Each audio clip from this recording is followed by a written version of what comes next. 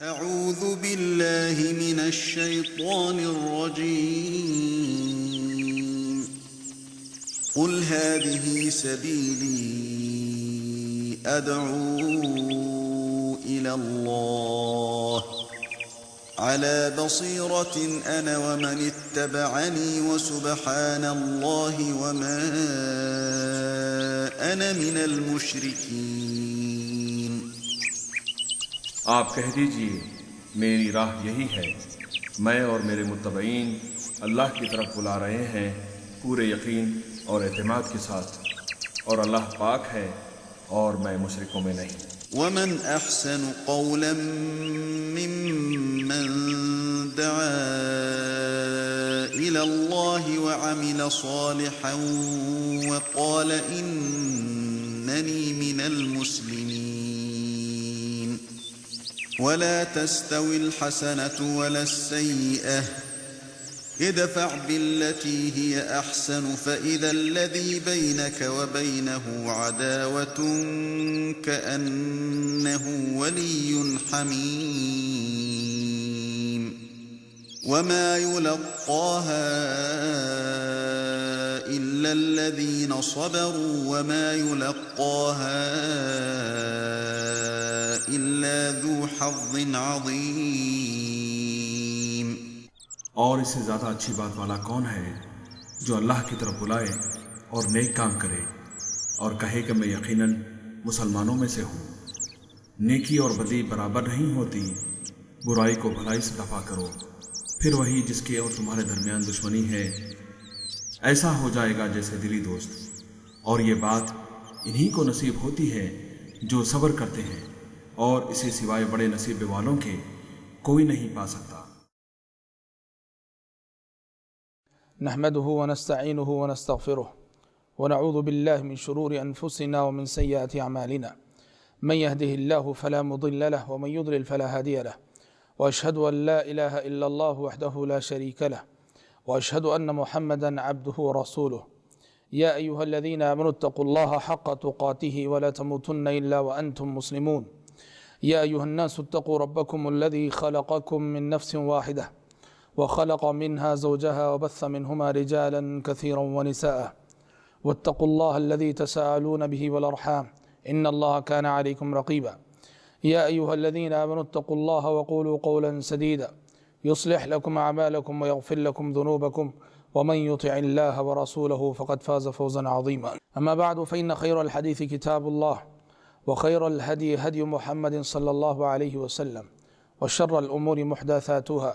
وكل محدثة بدعة وكل بدعة ضلالة وكل ضلالة في النار۔ أعوذ بالله السميع العليم من الشيطان الرجيم من همزه ونفخه ونفثه يوصيكم الله في أولادكم للذكر مثل حظ الأنثيين فإن كن نساء فوق اثنتين فلهن ثلثا ما ترك وإن كانت واحدة فلها النصف ولأبويه لكل واحد منهما السدس مما ترك إن كان له ولد فإن لم يكن له ولد وورثه أبواه فلأمه الثلث فإن كان له إخوة فلأمه السدس من بعد وصية يوصي بها أو دين آباؤكم وأبناؤكم لا تدرون أيهم أقرب لكم نفعا فريضة من الله إن الله كان عليما حكيما۔ محترم بھائیو، آج کی ملاقات میں ایک بہت ہی اہم موضوع لے کر آپ کی خدمت میں حاضر ہوا ہوں۔ آج کی ملاقات میں انشاءاللہ تعالی اسلام کا جو نظام تقسیم میراث ہے اس پر روشنی ڈالنا چاہوں گا۔ تقسیم میراث یعنی کسی بھی انتقال شدہ شخص کا چھوڑا ہوا مال اس کے رشتہ داروں میں کیسے تقسیم ہوگا، کسے کتنا ملے گا، کسے ملے گا اور کون محروم ہوگا،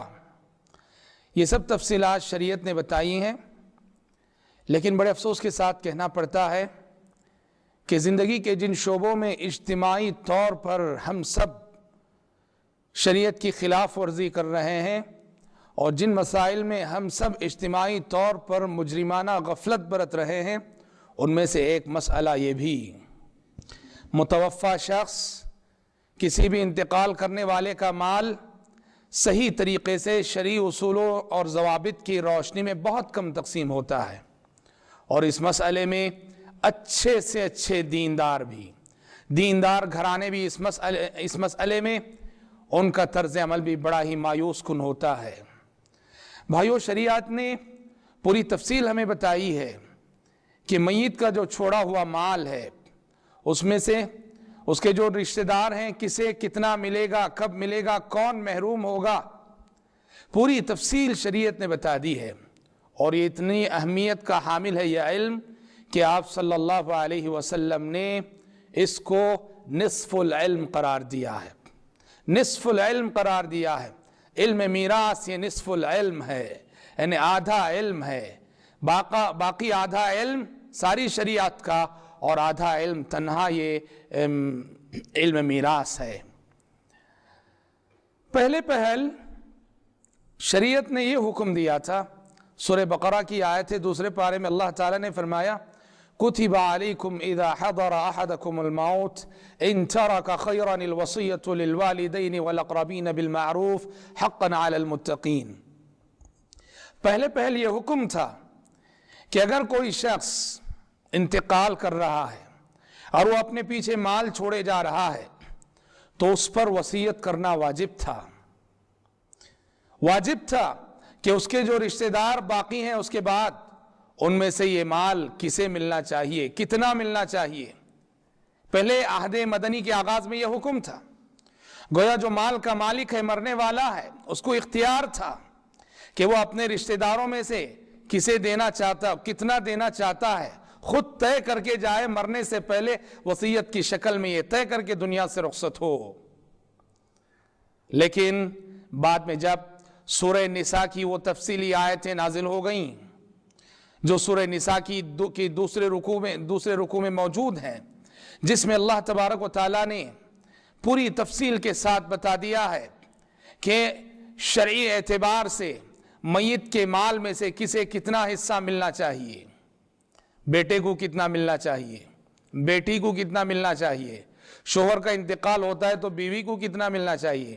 بیوی کا انتقال ہے تو شوہر کو کتنا ملنا چاہیے، اولاد کا انتقال ہے تو ماں باپ کو کتنا ملنا چاہیے، بھائی کا انتقال ہوتا ہے تو بھائی بہنوں کو کب ملے گا اور کتنا ملے گا۔ یہ ساری تفصیلات سورہ نساء کے دوسرے رکوع میں اللہ تبارک و تعالیٰ نے ذکر کر دی ہیں۔ ابھی میں نے اپنی گفتگو کے آغاز میں جو آیتیں تلاوت کی تھیں یہ اسی مضمون کی آیتیں ہیں۔ یوصیکم اللہ فی اولادکم للذکر مثل حظ الانثیین فإن کن نساء فوق اثنتین فلہن ثلث ما ترک وإن كانت واحدة فلها النصف ولأبويه لكل واحد منهما السدس مما ترك إن كان له ولد فإن لم يكن له ولد وورثه أبواه فلأمه الثلث فإن كان له إخوة فلأمه السدس من بعد وصية يوصي بها أو دين۔ ان آیتوں میں آپ دیکھیں گے اللہ تعالیٰ نے ہر ایک کا حصہ بتایا ہے۔ مثلا اگر شوہر کا انتقال ہو جائے بیوی کو کتنا ملے گا اس کے مال میں سے، شوہر کا انتقال ہو جائے اور اس کی اولاد بھی ہو، بچے بھی ہوں، تو ایسی صورت میں بیوی کو شوہر کے مال کا 8واں حصہ ملے گا۔ اولاد ہونے کی صورت میں شوہر کو اس کے مال میں سے بیوی کو 8واں حصہ ملے گا، اور اگر کسی شوہر کا انتقال ہو اور اس کی اولاد نہیں ہے، صرف بیوی ہے، تو ایسی صورت میں بیوی کو شوہر کے مال کا 1/4 حصہ ملے گا، ربع ملے گا، جو کہ اس کے مال کا 1/4 حصہ ہو۔ اسی طرح اگر بیوی کا انتقال ہو جائے تو شوہر کو کتنا ملے گا، بیوی کا انتقال ہو جائے، اولاد ہے، تو ایسی صورت میں شوہر کو انتقال شدہ بیوی کے مال کا 1/4 حصہ ملے گا، اور اگر بیوی کا انتقال ہو اس کو اولاد نہیں ہے تو ایسی صورت میں انتقال شدہ بیوی کے مال میں سے شوہر کو آدھا مال ملے گا۔ اسی طرح اولاد، کسی کا انتقال ہوتا ہے، زید، فرض کرو زید کا انتقال ہوا اور زید کی صرف ایک بیٹی ہے، کوئی اور اولاد نہیں، تو ایسی صورت میں قرآن مجید کہتا ہے کہ زید کی جو صرف ایک بیٹی ہے یہ زید کے آدھے مال کی حقدار ہوگی، اور زید کا باقی آدھا مال اس کے ماں باپ اگر ہوں ان میں، بھائی بہن ہوں ان میں تقسیم ہو جائے گا۔ اور اگر زید کی کو صرف بیٹیاں ہوں، 2 یا 2 سے زیادہ ہوں، सिर्फ बेटियां, बेटे नहीं, बेटियां भी 2 या 2 से ज्यादा हो तो ऐसी सूरत में इन बेटियों को 2 सुलुस माल मिलेगा। 2 सुलुस यानी 2/3। अगर 90,000 छोड़े जा रहा है तो 60,000 जो है उसकी जो 2 या 2 से ज्यादा कितनी भी बेटियां हो, ये 60,000 की रकम उन बेटियों में तकसीम हो जाएगी। बाकी जो 1 सुलुस बचा है वो जैद के माँ बाप अगर जिंदा हो या इसी तरह से उसके भाई बहन अगर जिंदा हो, उनमें माल तकसीम होगा। और अगर जैद को बेटियों के साथ बेटा भी है, यानी औलाद है, बेटे भी हैं, बेटियां भी हैं, तो ऐसी सूरत में शरीयत ने कहा लिज़्ज़करि मिस्लु हज़्ज़िल उन्सयैन, कि ज़ैद के माँ बाप और उसकी बीवी जो भी हैं उनमें तकसीम होने के बाद जो माल बचता है तो वो माल उसकी औलाद में यानी उसके बेटों और बेटियों में कैसे तकसीम होगा। लिज़्ज़करि मिस्लु हज़्ज़िल उन्सयैन, कि लड़के को डबल हिस्सा मिलेगा, लड़की को 1 हिस्सा मिलेगा। लड़के को दुगना हिस्सा मिलेगा, लड़की को 1 हिस्सा मिलेगा। मिसाल के तौर पर कि फर्ज करो कि ज़ैद 30,000 छोड़ के इंतकाल कर रहा है, उसका माल है 30,000 या 30 लाख ही समझ जाओ, और उसका एक लड़का है, एक लड़की है, तो ये माल कैसे तकसीम होगा? 30 लाख या 30,000। इस माल को हम 3 हिस्से करेंगे, 2 हिस्से लड़के को देंगे, 1 हिस्सा लड़की को देंगे। इस तरह 20 लाख जैद के बेटे के हक में जाएंगे और 10 लाख जैद की बेटी के हक में जाएंगे। लड़के को दुगना हिस्सा और लड़की को 1 हिस्सा। हाँ, ये उनके बाकी रिश्तेदारों के दरमियान माल को तकसीम करने के बाद। यहां एक गौर तलब बात है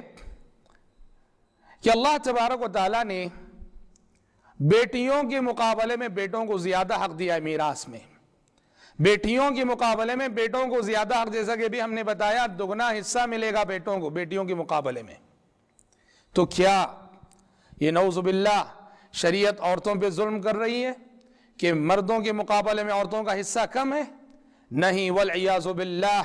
शरीयत का हर हुक्म, शरीयत की हर तालीम इंसाफ पर मबनी होती है। शरीयत आई है रोए जमीन पर इंसाफ को कायम करने के लिए, इंसाफ और अदल इंसाफ के तकाज़ों को पूरा करने के लिए। शरीयत की हर तालीम इंसाफ पर मबनी होती है। अगर यहां बेटे के बराबर बेटी को दे दिया जाता तब जुल्म होता, तब इंसाफ की खिलाफ वर्जी होती। शरीयत ने जो हिस्सा दिया है कि बेटी को 1 हिस्सा और बेटे को 2 हिस्से, यही आइन इंसाफ है और यही आइन तकाज़ाए अदल है। क्यों? इसलिए कि भाइयों, शरीयत की नजर में मर्द खर्च करने का जिम्मेदार होता है, जबकि औरत खर्च की जिम्मेदार नहीं है। इस तरह मर्द जो कि खर्च करने का जिम्मेदार है तो उसको माल ज्यादा मिलना चाहिए, इसलिए कि उसकी जिम्मेदारी है खर्च करना। अपनी बीवी बच्चों पर, अपने भाई बहनों पर खर्च करना एक मर्द की जिम्मेदारी है, जबकि जो औरत होती है उसकी जिम्मेदारी नहीं खर्च करना, उसको तो उसका शौहर पालता है, उसके सारे अखराजात उसका शौहर बर्दाश्त करता है। तो औरत के अखराजात कम होते हैं बमुकाबिल मर्द के, औरत की जिम्मेदारी शरअन कम होती है बमुकाबिल मर्द के। इसलिए इंसाफ का तकाजा था कि मर्द को औरत के मुकाबले में मीरास में ज्यादा हिस्सा दिया जाए, और इसी इंसाफ के तकाजे को शरीयत ने पूरा किया है। लिज़्ज़करि मिस्लु हज़्ज़िल उन्सयैन के कानून को बयान करके कि मय्यत के माल में से उसके रिश्ते, उसकी जो औलाद होती है तो लड़के को डबल हिस्सा मिलना चाहिए और लड़की को 1 हिस्सा मिलना चाहिए। यहां ये बात मद्देनजर रहे कि तकसीम मीरास से पहले ये बात मद्देनजर है, किसी का भी इंतकाल होता है तो मीरास यानी जो वारिसीन होते हैं उनके हक से पहले कुछ दूसरे हुकूक माल में वाजिब होते हैं। सबसे पहले उन हुकूक की अदायगी जरूरी है। किसी भी शख्स का इंतकाल होता है, कुछ माल छोड़ के वो इंतकाल करता है, सबसे पहला हक ये है उसकी तजहीज़ व तकफीन की सारी कार्रवाई उसके अपने छोड़े हुए पैसों से हो। अफजल है, मसनून है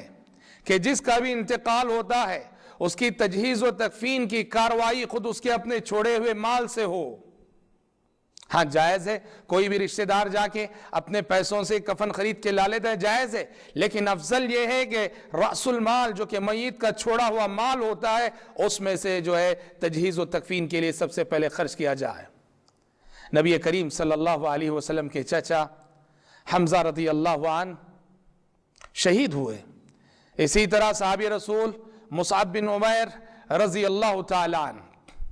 یہ بھی شہید ہوئے۔ ان لوگوں کی ماں کی شہادت کے بعد تجہیز و تکفین کے لیے جب ان کے پاس تلاش کیا گیا، بمشکل ایک چادر ملی، اور چادر بھی کیسی کہ اگر سر کو ڈھانک دیا جائے تو پیر کھل جائے، اور پیر کو ڈھانک دیا جائے تو سر کھل جائے۔ نبی کریم صلی اللہ علیہ وسلم نے صحابہ کرام رضوان اللہ علیہم اجمعین سے فرمایا کہ چادر سے سر کو ڈھانک دو اور ان کے پیر کو اذخر کی جو گھاس آتی ہے اس گھاس سے جو ہے ان کے پیروں کو جو ہے ڈھانک دو۔ یہاں دیکھیے کیا صحابہ کرام رضوان اللہ علیہم اجمعین کے لیے مشکل تھا کہ وہ کوئی ایسا کپڑا لاتے کہ جس سے ان کے پیر بھی ڈھک جائیں؟ کوئی مشکل نہیں تھا، لیکن نبی کریم صلی اللہ علیہ وسلم نے یہ تعلیم دی کہ جہاں تک ہو سکے تجہیز و تکفین میت کے رأس المال میں سے ہو اور ہونا چاہیے۔ تو اسی لیے تقسیم میراث سے پہلے عائد ہونے والا حق تجہیز و تکفین ہے۔ تجہیز و تکفین کے بعد عائد ہونے والا دوسرا بڑا حق قرض کی ادائیگی۔ مرنے والے پر اگر قرض ہے، میت نے کسی سے قرض لیا تھا، اس کے رشتہ داروں، اس کے وارثین اور اس کی اولاد کا یہ حق بنتا ہے کہ معلوم کریں کہ یہ جو متوفی شخص ہے اس پر کن کن لوگوں کا قرض عائد ہوتا ہے، اور رشتہ داروں کی ذمہ داری بنتی ہے۔ اپنے متوفی رشتہ دار کی خیر خواہی کا تقاضا ہے کہ سب سے پہلے قرض ادا کیا جائے، سب سے پہلے قرض ادا کیا جائے، اور وہ بھی جلدی ادا کیا جائے، قرض کی ادائیگی میں تاخیر نہ ہو۔ اللہ کی قسم ایک دن کی بھی تاخیر نہ ہو، ایک دن کی بھی تاخیر نہ ہو، اس لیے کہ جب تک قرض کی ادائیگی نہیں ہوتی اس کی جان معلق رہتی ہے۔ نبی کریم صلی اللہ علیہ وسلم کی خدمت میں ایک جنازہ لایا گیا، آپ کو معلوم ہوا کہ اس پہ قرض ہے، جو متوفی شخص ہے اس نے کسی سے قرض لیا تھا، حالانکہ وہ کوئی بڑا قرض نہیں، تھوڑی بہت رقم تھی۔ آپ صلی اللہ علیہ وسلم نے فوراً فرمایا صلوا علی صاحبکم، میں نماز نہیں پڑھاؤں گا ان کی، تم خود پڑھ لو۔ تو صحابی رسول ابو قتادہ رضی اللہ عنہ آگے بڑھے اور آگے بڑھ کر کہا اے اللہ کے نبی، ان کے قرض کی ذمہ داری مجھ پر ہے، ان کے قرض کی ادائیگی کی ذمہ داری مجھ پر ہے، میں ان کا قرض ادا کروں گا۔ جب ابو قتادہ رضی اللہ عنہ نے قرض کی ذمہ داری لے لی، جب نبی کریم صلی اللہ علیہ وسلم نے نماز پڑھائی، اور ابو قتادہ کہتے ہیں کہ دوسرے دن جب نبی کریم صلی اللہ علیہ وسلم سے ملاقات ہوئی، آپ نے مجھ سے پوچھا ادا کیا کہ نہیں قرض تم نے؟ غور کرو، ایک دن کی تاخیر بھی نبی کریم صلی اللہ علیہ وسلم نے گوارا نہ کی۔ اس لیے جو رشتہ دار میت کے خیر خواہ ہیں، اگر واقعی معنوں میں وہ خیر خواہ ہیں تو اور ہمدرد ہیں، ان کی ذمہ داری بنتی ہے۔ اولاد ہے، اس کے اولاد ہونے کا فرض بنتا ہے، حق بنتا ہے کہ سب سے پہلے اپنے والد یا اپنی والدہ جو بھی متوفی شخصیت ہے ان پر عائد ہونے والا قرض ادا کیا جائے۔ اگر میت کا چھوڑا ہوا مال پورا قرض میں چلا جا رہا ہے تو سارا مال قرض کی ادائیگی میں جائے گا، وارثین کا کوئی حق نہیں رہے گا اس مال میں۔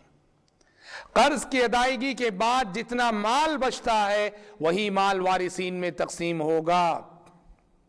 یہ غلط ہے، آج بڑے افسوس کے ساتھ کہنا پڑتا ہے کہ میت کا انتقال ہوتا ہے، مال کی ہوس ایسی ہوتی ہے، اولاد میں، بچوں میں، رشتہ داروں میں ٹوٹ پڑتے ہیں مال پہ، ایسے جیسے بھوکے لوگ دسترخوان پہ ٹوٹ پڑتے ہیں، اور حالانکہ ان میں سے بہت سارے جانتے ہیں کہ میت پر بہت سارے قرض کی ذمہ داری بھی ہے، لیکن اس ذمہ داری کا احساس بہت کم لوگوں کو ہوتا ہے، اور یہ دراصل نتیجہ ہوتا ہے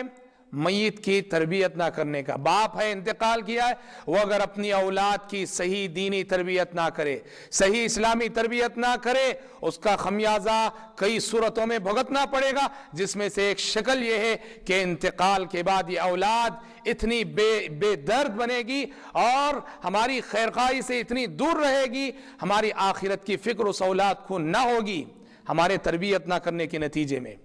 ہماری آخرت کی فکر نہ ہوگی، وہ مال بٹورنے میں، مال تقسیم کرنے میں، مال جمع کرنے میں لگ جائے گی، حالانکہ اسے معلوم ہوگا کہ ہمارے والد پر قرض کی ذمہ داری ہے اور میت قرض کو ادا اور رشتہ دار قرض کو ادا نہیں کرتے ہیں۔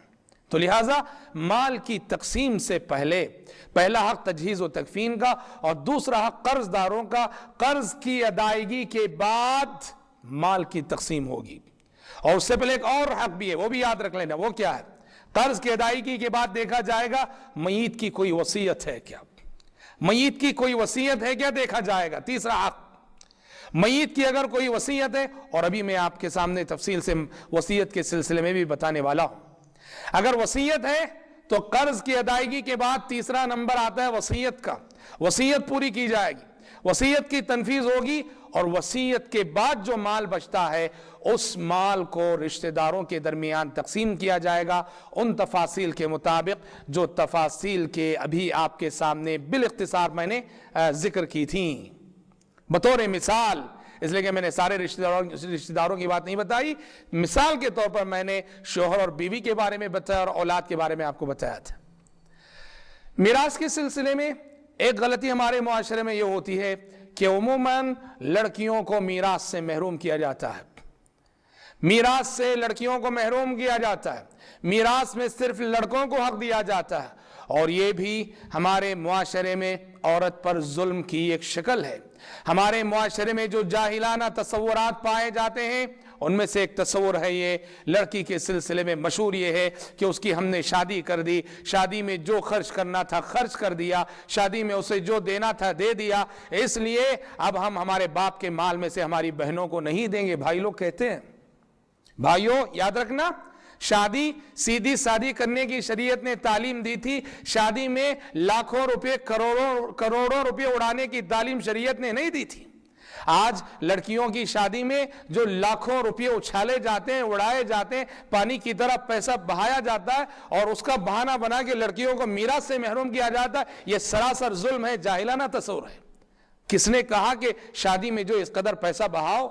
کس نے کہا کہ شادی میں اس قدر اسراف کرو؟ غلط ہے، جاہلی تصور ہے۔ بہرحال آپ شادی میں جتنا بھی خرچ کر لیں، لڑکی کا حق مال میں بنتا ہے، کسی کا بھی انتقال ہو اس کی اولاد ہوتی ہے، جس طرح اس کے بیٹوں کا حق مال میں بنتا ہے لڑکیوں کا حق بھی بنتا ہے۔ اگر شادی کا حوالہ دے کر لڑکیوں کو محروم کیا جائے یہ عورت پر ظلم کی بدترین شکل ہوگی، اور جتنے رشتہ دار جو بھی بھائی لڑکیوں کو محروم کریں گے میراث سے، وہ جو بھی لڑکیوں کا حصہ کھا رہے ہیں وہ حرام کھا رہے ہیں، وہ حرام کھا رہے ہیں۔ لڑکیوں کا جو حصہ، بہنوں کا جو حصہ انہوں نے خود آپس میں تقسیم کر لیا ہے، بہنوں کو دیا نہیں، انہیں معلوم ہونا چاہیے وہ اس قدر حصہ حرام کھا رہے ہیں۔ اپنا حصہ تو ان کے لیے جائز تھا، لیکن بہنوں کی حق تلفی کر کے اپنے حلال مال میں وہ حرام کو شامل کر رہے ہیں، اور جب بھی حلال مال میں حرام کی شرکت ہوتی ہے تو یہ حرام مال حلال مال کو تباہ کر کے رکھ دیتا ہے، غارت کر کے رکھ دیتا ہے۔ ہم زمانے جاہلیت کو تانے دیتے ہیں، زمانے جاہلیت کے سلسلے میں ہم کہتے ہیں کہ جاہلیت میں عورت پہ بڑا ظلم ہوتا تھا، عورت بڑی ستائی جاتی تھی، رگڑی جاتی تھی، کچلی جاتی تھی، مسلی جاتی تھی۔ آج افسوس کے ساتھ کہنا پڑتا ہے ظلم کا سلسلہ جاری ابھی ختم نہیں ہوا، اور اچھے اچھے دیندار گھرانوں میں ان راستوں سے ظلم ہو رہا ہے، لڑکیوں کو میراث میں ان کا حق نہیں دیا جاتا ہے۔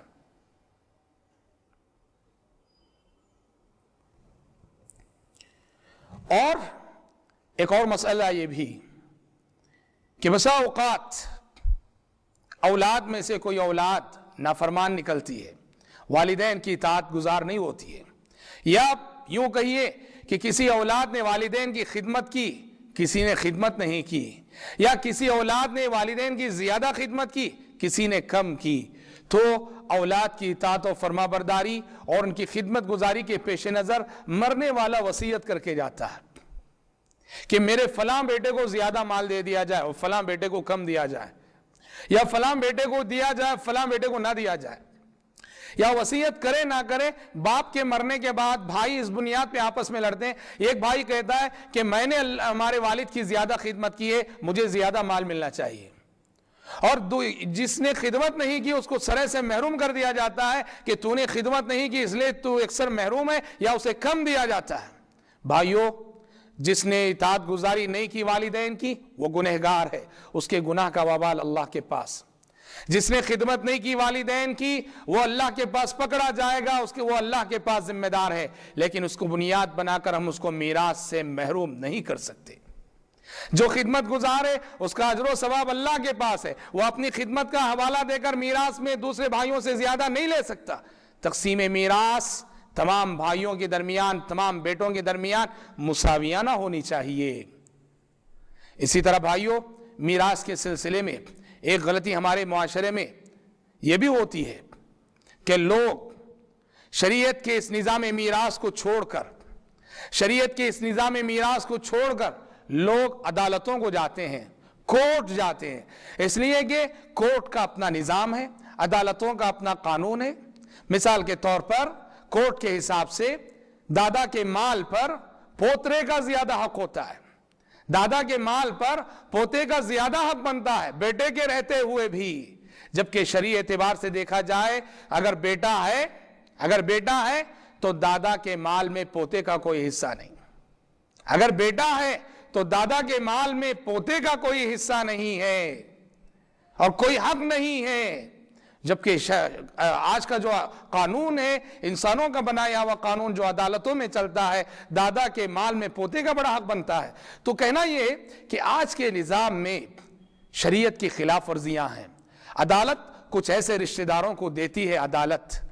کہ جن رشتہ داروں کو شریعت میں کوئی حصہ نہیں، اور عدالت ایسے رشتہ داروں کو محروم کرتی ہے آج جن کو شریعت نے دیا ہے، حق دیا، محروم نہیں کیا ہے۔ اور آج بہت سارے نام نہاد مسلمان محض اس بنا کہ شرعاً ان کو حق نہیں مل رہا ہے اور عدالت کو جانے سے ملتا ہے، عدالت کے دروازوں کو کھٹکھٹاتے ہیں، جو کہ الحکم بغیر ما انزل اللہ، یعنی اللہ تعالیٰ کی نازل کردہ شریعت کے مطابق فیصلے کرنے کے بجائے انسانوں کے بنائے ہوئے وضعی قوانین کی روشنی میں اپنے مسئلے حل کرنا۔ اور اتنا بڑا جرم ہے، قرآن نے کہا وَمَن لَّمْ يَحْكُم بِمَا أَنزَلَ اللَّهُ فَأُولَٰئِكَ هُمُ الكافرون ومن لم يحكم بما انزل الله فاولئك هم الظالمون ومن لم يحكم بما انزل الله فاولئك هم الفاسقون۔ جو اللہ کی نازل کردہ شریعت کے مطابق فیصلہ نہ کرے وہ ظالم ہے، وہ فاسق ہے، وہ کافر ہے، کہتا ہے قرآن مجید۔ بھائیوں، میراث سے تعلق رکھنے والا ایک مسئلہ وصیت کا بھی ہے۔ شریعت نے میت کو جو مرنے والا ہوتا ہے اس کو وصیت کی اجازت دی ہے کہ اپنے مال میں اگر وہ وصیت کرنا چاہتا ہے، کسی مدرسے کو دینا چاہتا ہے، اپنی آخرت کے لیے، اپنی آخرت بنانے کے لیے غریبوں میں تقسیم کرنا چاہتا ہے، کسی مسجد کو دینا چاہ رہا ہے، بہرحال خیر کے کسی بھی کام میں خرچ کرنا چاہتا ہے، تو شریعت نے میت کو اپنے مال کے 1/3 حصے میں حق دیا ہے وصیت کا، مال کے 1/3 حصے میں وصیت کا حق دیا ہے۔ مرنے والا وصیت کر سکتا ہے، ہاں شرط یہ ہے اس کی وصیت مال کے 1/3 حصے سے زیادہ نہیں ہونا چاہیے۔ فرض کرو کہ زید ہے، انتقال کر رہا ہے اور اس کے پاس 30 لاکھ روپے ہیں اور زید وصیت کرنا چاہ رہا ہے، اپنی آخرت کے سلسلے میں صدقہ کرنا چاہ رہا ہے، غریبوں کو دینا چاہ رہا ہے، بہرحال کچھ بھی کرنا چاہ رہا ہے، زید کو حق بنتا ہے اس 30 لاکھ روپے میں سے 10 لاکھ میں، جو کہ اس کے مال کا 1/3 حصہ، 1/3 حصہ ہے، وہ اپنے 10 لاکھ روپے میں وصیت کر سکتا ہے۔ 10 لاکھ سے زائد میں اگر وصیت کرے اس کی وصیت نافذ نہ ہوگی، زیادہ سے زیادہ وہ وصیت 10 لاکھ میں کر سکتا ہے، 1/3 مال میں کر سکتا ہے، باقی 2/3 مال اس کے رشتہ داروں کا حق بنتا ہے۔ اور اس وصیت میں شریعت نے یہ بھی بتا دیا ہے کہ شرعاً جن رشتہ داروں کو اس کے انتقال کے بعد خود بخود حق ملنے والا ہے، بیٹا بیٹی وغیرہ وغیرہ، ان کو تو خود بخود ملنے والا ہے، ان کے حق میں وصیت کرنا ناجائز ہے۔ بیٹے کو خود ملے گا شرعاً مال، اور باپ مزید اس پر وصیت کر جائے کہ میرے فلاں بیٹے کو میرے وصیت کے مال میں سے اتنا مل جائے، نہیں۔ نبی کریم صلی اللہ علیہ وسلم فرماتے ہیں ان اللہ اعطى كل ذي حق حقه فلا وصیۃ لوارث، اللہ تبارک و تعالیٰ نے ہر حقدار کو اس کا حق دے دیا ہے، لہذا کسی وارث کے لیے وصیت جائز نہیں ہے۔ شریعت نے 1/3 مال میں وصیت کی گنجائش رکھی ہے، اور اس گنجائش کا فائدہ کیا ہے؟ اس گنجائش کا فائدہ یہ ہے کہ بسا اوقات کچھ رشتہ دار ایسے ہوتے ہیں کہ جو محتاج ہوتے ہیں، غریب ہوتے ہیں، اور مرنے والا سمجھ رہا ہوتا ہے کہ وہ مال کے حقدار ہے، مگر شرعاً انہیں مال نہیں مل رہا ہوتا ہے۔ کیسے؟ مثلا زید ہے، زید کے 2 بیٹے ہیں، دونوں بیٹوں کی شادی ہو گئی، فرض کرو کہ زید کا ایک بیٹا بکر ہے، زید کا ایک بیٹا عمر ہے، دونوں بیٹوں کی اس نے شادی کر دی، دونوں بیٹوں کو اولاد ہوئی، بکر کی بھی شادی ہوئی، اس کی اولاد ہوئی، عمر کی بھی شادی ہوئی، اولاد ہوئی، اور بعد میں ہوا یہ، اللہ کا کرنا یہ ہوا کہ بکر کا انتقال ہو گیا، مثلا بکر کا انتقال ہو گیا، یعنی زید کے ایک پہلے لڑکے کا انتقال ہو گیا، ٹھیک ہے، اب جب زید کا انتقال ہوگا تو شرعی اعتبار سے یہ جو بکر کی بیوہ ہے، یعنی زید کی بہو اور اس کے بیٹے، زید کی بہو اور زید کے پوتے،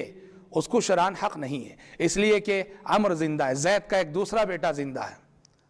زید کا ایک دوسرا بیٹا زندہ ہے اور بیٹے کے رہتے ہوئے پوتوں کا حق شرعاً نہیں ہے، اس لیے شرعاً جو زید کا پہلا بیٹا بکر ہے اس کی بیوہ اور اس کے اولاد کو کوئی حق نہیں ملے گا شرعاً، ان کا حصہ نہیں مال میں، لیکن شریعت نے یہ وصیت کی ہے کہ ایسے غریب رشتہ دار، مجبور رشتہ دار جو محتاج ہوتے ہیں ان کا خیال کر لو، چنانچہ قرآن مجید کہتا ہے وَإِذَا حَضَرَ الْقِسْمَةَ أُولُو الْقُرْبَى وَالْيَتَامَى وَالْمَسَاكِينَ فَارْزُقُوهُم مِّنْهُ، جب میراث کا مال تقسیم ہو رہا ہو اور وہاں ایسے رشتہ دار حاضر ہوں جو یتیم ہیں، مسکین ہیں، اور حالانکہ اس مال میں ان کا حق نہیں بنتا ہے، تو ان کا حق نہ بننے کا یہ مطلب نہیں کہ تم ان کو نہ دو، بلکہ حق نہ بننے کے باوجود میت کے مال میں سے انہیں کچھ دے دیا کرو۔ تو میت کو جو 1/3 مال میں وصیت کی اجازت دی گئی ہے، اس وصیت کا ایک عظیم فائدہ یہ ہے کہ یہاں زید کیا کر سکتا ہے، اپنی بہو جو کہ بیوہ ہے، اللہ اکبر، اور اس کی جو اولاد ہے یعنی زید کے پوتے،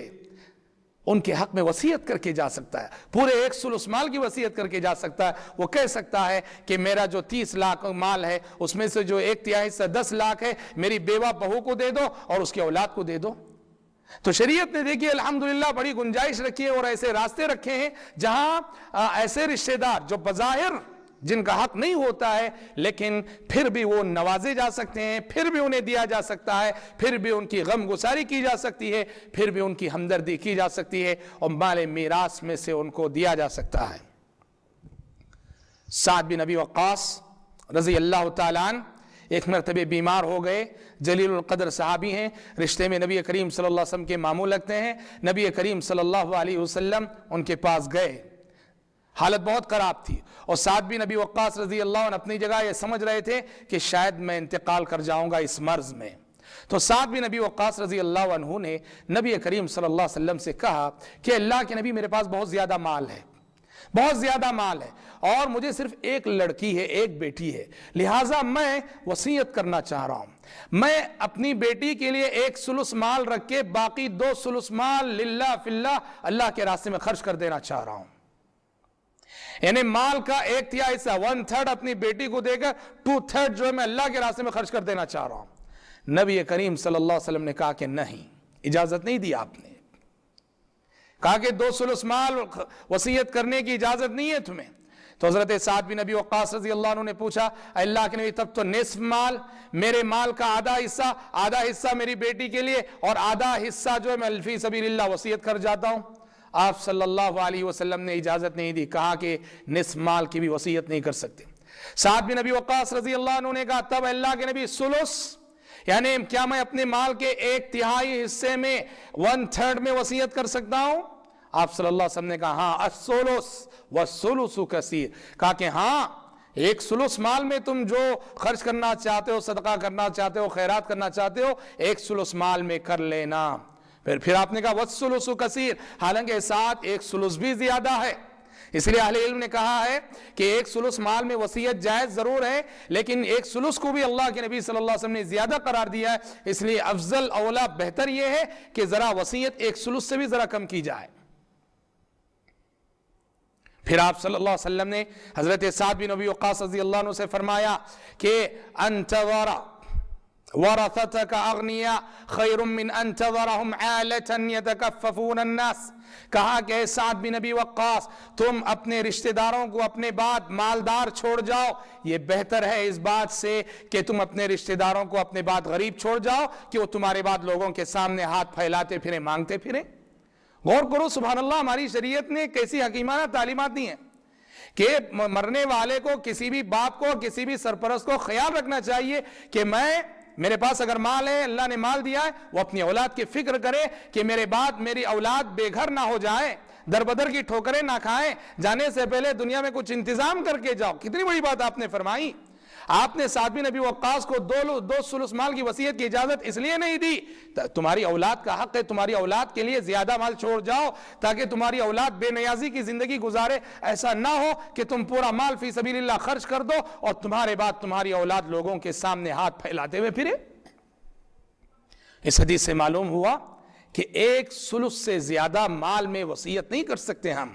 ایک ثلث مال میں زیادہ سے زیادہ وصیت کر سکتے ہیں، اور ویسے بھی وصیت کرنا کوئی ضروری بھی نہیں۔ زید مثلا مال ہے اور وہ کوئی وصیت نہیں کرنا چاہتا، وہ چاہتا ہے کہ سارا مال اس کے رشتہ داروں میں، اس کے وارثین میں تقسیم ہو جائے، کوئی بات نہیں۔ اگر وصیت کرنے کا ارادہ ہے، کسی کا ارادہ ہے وصیت کرنے کا، وہ کسی مسجد کے لیے وصیت کرنا چاہ رہا ہے، کسی مدرسے کے لیے وصیت میں دینا چاہ رہا ہے رقم، کسی مجبور کے لیے، کسی مسکین کے لیے، کسی یتیم کے لیے دینا چاہتا ہے، تو ایسی صورت میں شریعت کا ایک حکم یہ بھی کہ جب سے وصیت کرنے کا ارادہ ہو، عزم ہو، اس کے بعد سے 3 راتیں بھی بنا وصیت کے نہیں گزرنی چاہیے، وصیت کو لکھنا چاہیے۔ وصیت کو لکھنے کا حکم دیا آپ صلی اللہ علیہ وسلم نے، وصیت کو لکھ کے رکھنا چاہیے۔ آپ نے فرمایا 3 راتیں بھی وصیت لکھے بغیر نہیں گزرنا چاہیے۔ یقین لوگوں کے لیے جو وصیت کرنا چاہتے ہوں، اپنے مال میں وصیت کا ارادہ رکھتے ہیں، ان کے لیے، جو وصیت نہیں کرنا چاہتے ان کے لیے کوئی مسئلہ نہیں۔ صحابی رسول عبداللہ بن عمر رضی اللہ تعالیٰ عنہما، اس حدیث کے بموجب ان کے بارے میں آتا ہے کہ عبداللہ بن عمر رضی اللہ تعالیٰ عنہما انہوں نے اپنی وصیت لکھ رکھی تھی، اور سوتے ہوئے ان کے تکیے کے ان کے سرانے ہوا کرتی تھی وصیت۔ مال کی جو وصیت تھی انہوں نے اس حدیث کی تعمیل میں لکھ رکھی تھی اپنی زندگی میں، اور ہر دن سوتے ہوئے وصیت ان کے سرانے ہوتی تھی۔ اور ہم اہل علم کے بارے میں بھی پڑھتے ہیں، اہل علم اپنے کسی بھی چیز کی وصیت کرنا چاہتے ہیں، خصوصاً مالی مسائل، مالی حقوق کی، وہ جو ہے جب سے ان کا ارادہ ہوتا ہے تبھی کر دیتے ہیں۔ علامہ البانی رحمۃ اللہ علیہ نے اپنی وصیت اپنی وفات سے 15-20 سال پہلے لکھ رکھی تھی۔ اس لیے نبی کریم صلی اللہ علیہ وسلم فرماتے ہیں اگر وصیت کرنے کا ارادہ ہو کسی کا تو وصیت لکھ کے رکھ دینا چاہیے، اس پر گواہ بنانا چاہیے، گواہوں کے دستخط کے ساتھ۔ اس سے کیا ہوگا کہ آئندہ اولاد میں جھگڑے نہیں ہوں گے، ٹنٹے پنچایتیں نہ ہوں گی۔ ورنہ دیکھو کہ آج وصیت زبانی کر دیتے ہیں اور نہ لکھنے کی وجہ سے میت کے انتقال کے بعد کتنے جھگڑے ہوتے ہیں۔ بعض اولاد ایسی ہوتی ہے جو فرما بردار ہوتی ہے، باپ کی وصیت کی تنفیذ کرنا چاہتی ہے، باپ کی وصیت پہ عمل کرنا چاہتی ہے، لیکن اس کے پاس کوئی ثبوت نہیں رہتا، اس لیے کہ باپ نے زبانی وصیت کی ہے۔ اور کوئی اولاد ایسی بے دین ہے، بس چونکہ تحریری وصیت نہیں ہے اس وجہ سے اس کو بہانہ بنا کر کورٹ میں جا کے یہ شہادت دیتی ہے اولاد کہ ہمارے باپ نے کوئی وصیت نہیں کی ہے۔ تو اس لیے وصیت اگر کرنے کا ارادہ ہے، شریعت نے اسے لکھنے کی تلقین کی، اور وہ لکھنے کے لیے موت کے انتظار کی بھی ضرورت نہیں، بلکہ صحت کی حالت میں، تندرستی کی حالت میں جب ارادہ ہوا فوراً وصیت لکھوا دینا چاہیے۔ اور وصیت لکھواتے ہوئے اس بات کا بھی خیال رہنا چاہیے کہ سب سے پہلے مالی معاملات کی وصیت کرنے سے پہلے وصیت کرنے والے کو چاہیے کہ اپنی آل و اولاد کو، اپنے بیوی بچوں کو سب سے پہلے دین پر قائم رہنے، توحید پر قائم رہنے، نمازی بننے اور دین کے تقاضوں کو پورا کرنے کی سب سے پہلے وصیت کرے۔ انبیاء علیہ السلام کی سنت ہے یہ، انبیاء علیہ السلام کا دستور ہے یہ۔ نبی کریم صلی اللہ علیہ وسلم کی زبانی دم واپسی، جب دنیا سے آپ رخصت ہو رہے تھے، آپ صلی اللہ علیہ وسلم کی زبانی نماز کی وصیت تھی۔ آپ امت کو وصیت کر رہے تھے الصلاۃ الصلاۃ وما ملکت ایمانکم، لوگوں نماز نماز نماز کا خیال رکھنا اور اپنی غلاموں اور لونڈیوں کا خیال رکھنا۔ اور قرآن مجید انبیاء علیہ السلام کی سنت بتاتا ہے اس کو، ام کنتم شہداء اذ حضر یعقوب الموت اذ قال لبنیہ ما تعبدون من بعدی، کیا تم لوگ یعقوب علیہ السلام کی موت کا جب وقت آیا، یعقوب علیہ السلام نے کیا کہا تمہیں معلوم ہے؟ انہوں نے اپنے بچوں کو بٹھا کے کہا موت کے وقت، میرے بچوں بتاؤ میرے بعد تم کس کی عبادت کرو گے؟ ما تعبدون من بعدی۔ تو انبیاء علیہ السلام سب سے پہلے ایمان کی، تقوی کی، توحید کی اور دین کی وصیت کرتے تھے۔ تو کسی بھی وصیت کرنے والے کو جو مالی معاملات میں وصیت کرنا چاہتے ہیں، مال سے پہلے دینی معاملات میں وصیت کرنا چاہیے اپنی اولاد کو، اور اس کے بعد مالی معاملات کی وصیت ہونی چاہیے۔ تو آج بہت ضرورت ہے، بہت ضروری ہے کہ ہم اسلام کے نظام تقسیم میراث سے واقف ہوں